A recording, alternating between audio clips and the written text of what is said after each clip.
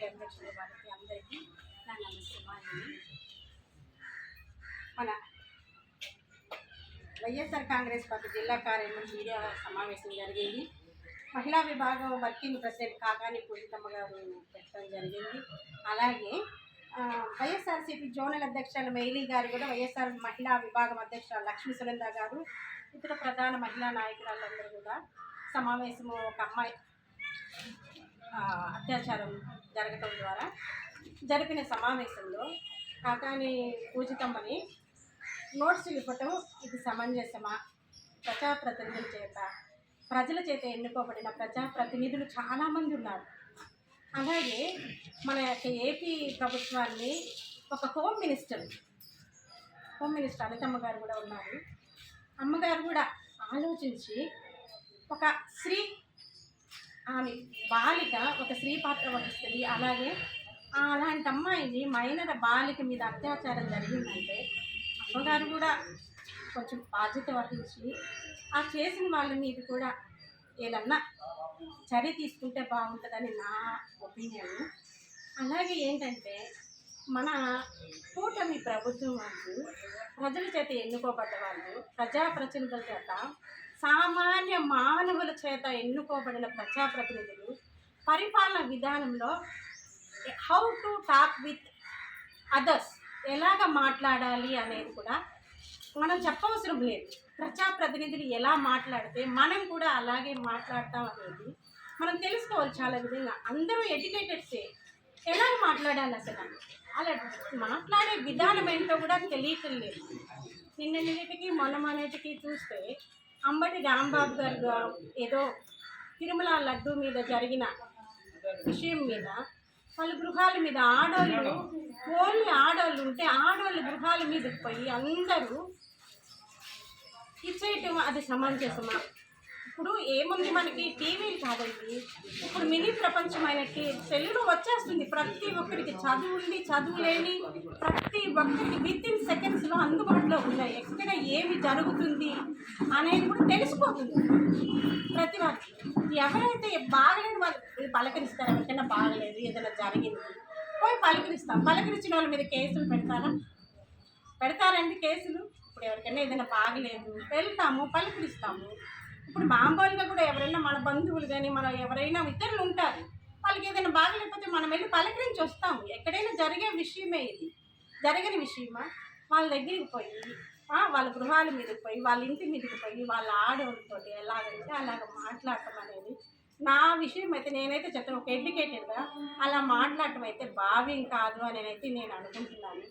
అలాగే జోగి రమేష్ వాళ్ళ ఇంటి మీద అనేక మంది వెళ్ళి టీవీలో క్లియర్గా చూపిస్తున్నారండి, చూసాం. ఎలాగంటే అలాగ మాట్లాడుకుంటున్నారు.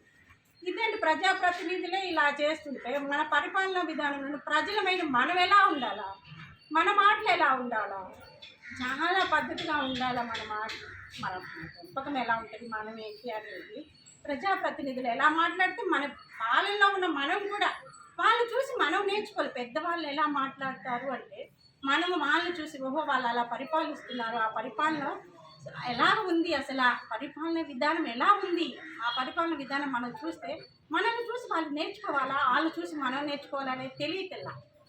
అసలు పరిపాలన విధానము అసలు శత్రువు పరిపాలనించా కూడా అది చూసి సంతోషించి శత్రువు కూడా సంతోషపడాలి. ఏదైనా కూడా పరిపాలన విధానము మనం పరిపాలిస్తున్నామంటే మనల్ని చూసి మన మిత్రులు కాదు మన శత్రువు వాళ్ళ పరిపాలన ఎంత బాగా చేశారని మనం సంతోషపడే విధంగా ఉండాలి.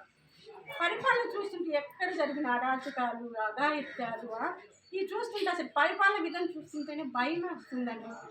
ఏంటి పరిపాలన అసలు అని పలకరించడానికి పోయిన వాళ్ళకి వచ్చి నోటీసులు, మాట్లాడిన వాళ్ళకి వచ్చి నోటీసులు, ఇదే పరిపాలన విధానం.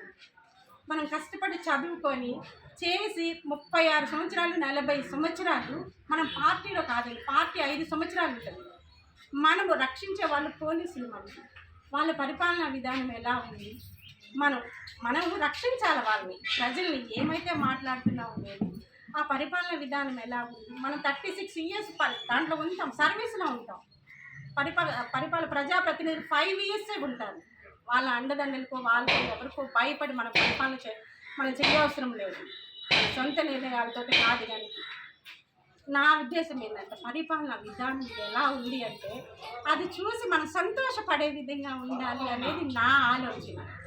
పరిపాలన దక్షత ఎలా ఉంది అది చూసి మనం సంతోషపడాలి. అలాగే ఇప్పుడు 6 అన్నారు, సూపర్ 6 అన్నారు. సూపర్ 6లో 45 సంవత్సరాలు వాళ్ళకి ఇస్తానని ఇప్పుడు 2.5 సంవత్సరం అవుతుంది. ఇంతవరకు అది ఇవ్వాల. ఏదో కొన్ని అయితే చేశారు, చేయలేదు అనట్లేదు. వాళ్ళు కొన్ని చెప్పారు సూపర్ 6లో, కొన్ని చేశారు. ఆ కొన్నిటిని కూడా అమలుపరిచి ప్రజలందరూ సంతోషంగా ఉండటానికి సహాయపడండి. సంతోషపడతారు ఏదైనా బిడ్డలు ఎవరైనా ఉంటే.